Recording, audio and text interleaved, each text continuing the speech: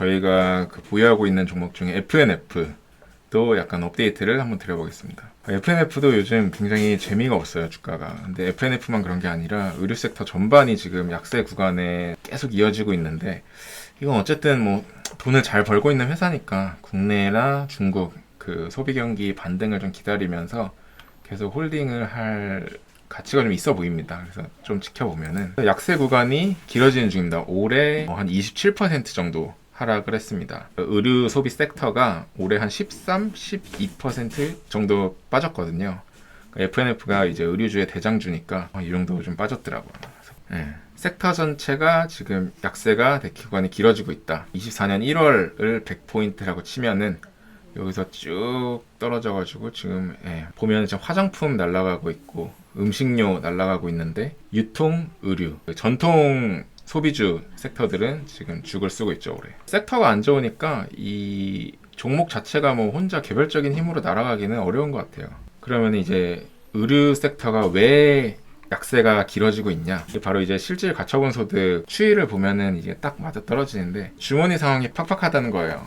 가처분 소득이 계속 감소하고 있다는 거죠. 감소하고 있으니까 의류주도 약세가 이어지고 있다. 의류주 반등 가능성은 언제쯤 모멘텀이 좀 있을 것 같냐? 결국은 원인을 보면은 이제 해결 방안도 좀 유추해 볼 수 있죠. 원인이 실질 가처분 소득이 낮아지면서 지금 의류주 섹터가 약세가 길어지고 있었던 거잖아요. 그러면은 실질 가처분 소득이 증가하기 시작하면은 아무래도 의류주 반등 가능성이 있겠죠. 필수 소비재보다 경기 소비재에 대한 수요 회복 탄력성이 훨씬 더 크기 때문에 실질 가처분 소득이 증가하게 되면은 이제 의료 섹터도 반등을 할 거라고 보는데 실제로 과거에 그랬어요. 코로나 저점 찍고 나서 양적 완화하고 제로금리 하고 하면서 21년 2분기에서 22년 2분기까지 한 1개년도 거기다가 3개분기 정도 더 실질 가처분 소득이 굉장히 올라갔었거든요. 앞에서 보시면은 이 부분이죠. 이 부분과 그대로 이때 백화점 패션 매출도 성장을 했어요. 이때 의류주 섹터들도 성장을 한 걸 보면은 결국 가처분 소득이 늘어야 의류주 섹터의 반등을 기대할 수 있고 그거는 금리와 물가의 방향성이 중요해 보인다. 그래서 이거는 기다림의 문제라고 생각을 하는데 최소한 이제 고금리와 고물가의 정점은 찍었다고 보는 시각이 지배적이잖아요. 그러니까 앞으로는 이제 금리를 언제 내릴지 문제고 고용도 어느 정도 악화되고 있는 것 같고 물가도 정점을 찍었다고 지표들이 나오는 거 보면은 뭔가 이제 그냥 속도의 문제지 이제 조금씩 경기 상황이 좀 풀리지 않을까라는 게 이제 기대하는 부분입니다. 그리고 또 하나 이제 희망이 최근에 지금 유가가 좀 반등을 하고 있거든요. 70불대 초반까지 갔다가 81불 근처까지 지금 반등 중인데 이게 이제 중국 경기 반등 가능성이 조금 유추를 해볼 수 있는 부분이죠. 지금 중국 실물 지표도 잘 나오고 있고 예를 들어 연말 연초에 유가가 올랐을 때랑은 조금 차이가 있다고 좀 보는 게 이때는 지금 후티 반군 때문에 이 공급 측면의 이슈 때문에 유가가 올랐다고 보는 뷰가 많은데 지금은 그 문제도 사실 거의 없고 진짜 그냥 중국의 경기 반등이 좀 이루어지고 있는 게 아닌가 그 영향으로 유가가 이렇게 오르는 게 아닌가 하는 뷰들도 보이는 거 보면은 조금씩 희망의 단초는 보이는 것 같아요. 경기가 좀 풀릴 만한. 그래서 이제 뭐 회사 자체로 이제 보면은 그동안 계속 자사주를 매입해 왔잖아요. 2월 7일부터 이때 200억 매입하겠다고 했고 8월까지 매입을 해갔다고 했어요. 6개월 동안. 그래서 지금 2월 13일부터 6월 20일까지 해서 총 23만 주, 한 152억 정도 이미 매수를 완료했고 남은 이제 매입 가능 금액이 한 48억 정도 남았다. 또 하루에 요즘 한 6억 정도씩 매입을 하는 거 보면은 뭐 한 7월 초가 되면은 이제 이 매입도 다 끝날 것 같습니다. 끝나면 안 좋은 거 아니에요? 끝나면 안 좋죠. 사실 약간 좋은 느낌으로 말씀하셔가지고 슬픈 부분이에요. 자사주 매입이 지금 거의 다 끝나가고 있는데도 그러니까 주가가 있었는데도 이렇다는 거잖아요. 그나마 자사주 매입을 해서 이거밖에 안 빠진 것 같다라는 생각도 들고 근데 뭐 어쨌든 경기 반등이 이루어질 때까지 아직 48억의 총알이 남아있다고 하니까 뭐 요거라도 좀 끝까지 열심히 잘 사주기를 바라야 되겠네요. 그래서 아까 말씀드린 대로 전 손절할 이유는 아직 없다고 생각을 해요.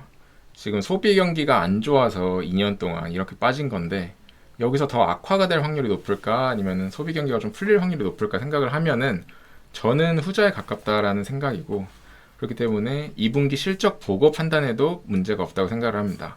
매출이 계속 성장률이 유지가 되는지 영업이익률이 계속 20% 후반대로 유지가 되는지 보면서 판단을 하면 될 것 같아요. 이거는 제가 하나 리포트 중에 조금 브랜드 가치에 대한 부분이 FNF를 고려할 때 한번 참고해볼 만 해가지고 한번 가져와 봤는데, 브랜드의 의류주에 해당하는 얘기입니다.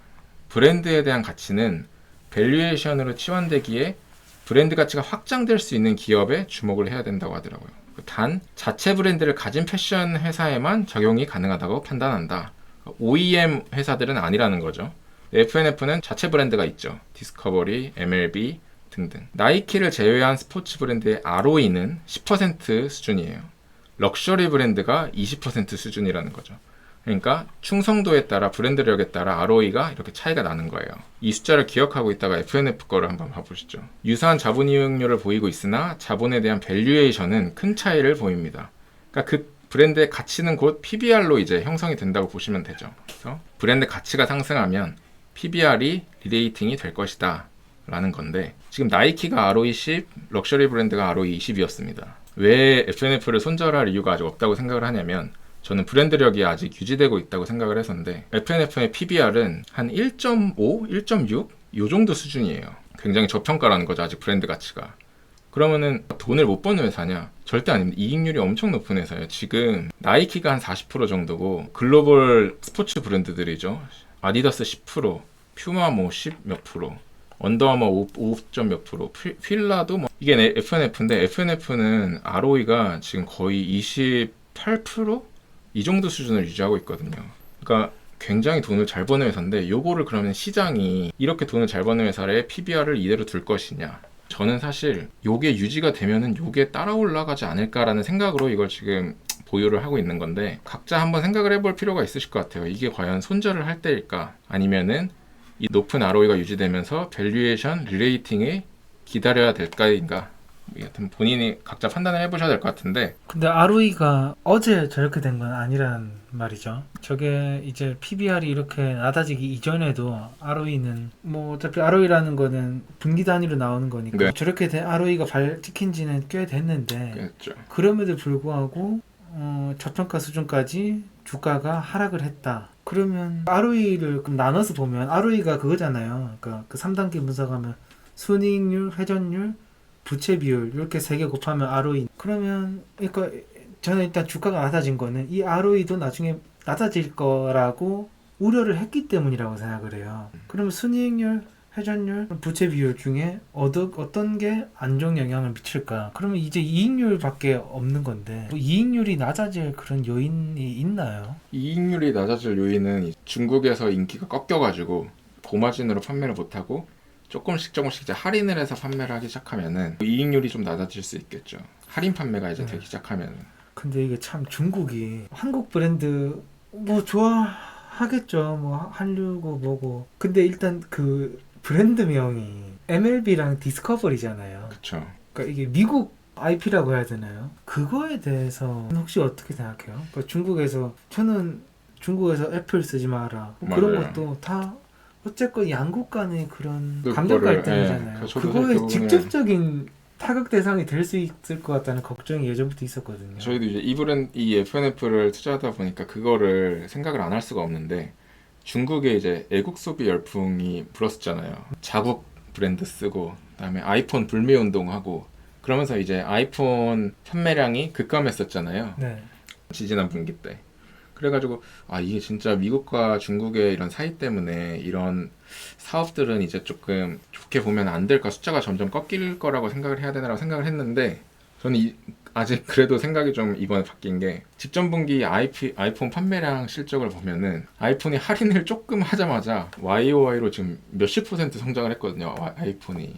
그러니까 아무리 관계가 안 좋아도 조금만 할인하면 어쨌든 가격에 반응을 해가지고 네. 이렇게 판매량이 늘어나는 걸 보면, 그래도 아직은 이렇게 브랜드력이 있다고 이제 봐야 되는 브랜드들은 과한 우려 아닌가. 근데 이제 그 가격을 할인하게 되면 그 ROE가 낮아지는 거죠. 낮아지는 거죠.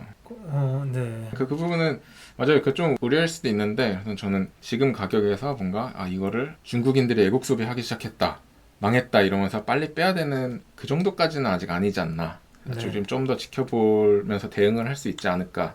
왜냐면은 일단 저희가 심리적으로 이제 내러티브는 완전 중국에서 잘 안 될 것 같은데, 숫자는 계속 결국 잘 찍히고 있으니까 일단은 눈에 보이는 숫자를 믿는 게 숫자를 믿고 뭔가 행동을 하는 게 좀 맞지 않을까 생각이 듭니다. 뭐 저번에 저희 실적 리뷰에서 아시겠지만 국내는 역성장했는데 지금 중국은 YOY로 1분기도 성장했잖아요. 중국이 하드캐리에서 지금 1분기 실적을 만든 걸 보면은 중국이 아직 뭐 숫자로 실적이 꺾이는 모습이 안 보이니까 조금 그 우려는 그냥 가지고 있는 채로 조금 더 주식 자체는 지켜보아도 되지 않을까라는 생각이 일단 뭐 중국 경기가 그 저점에서 반등할 것으로 기대는 되는 상황이니까 네, 지표가 어, 잘 나오고 있죠. 5월 그 중국 소매 판매 자체도 시장에서는 완전 꼬라박을 것으로 기대했지만 시장 기대를 상회하는 서프라이즈가 나왔던 것도 좀 고려하면 일단 단기간에는 굳이 손절까지는 하지 없을 것 같다는 것에는 저도 충분히 공감이 됩니다.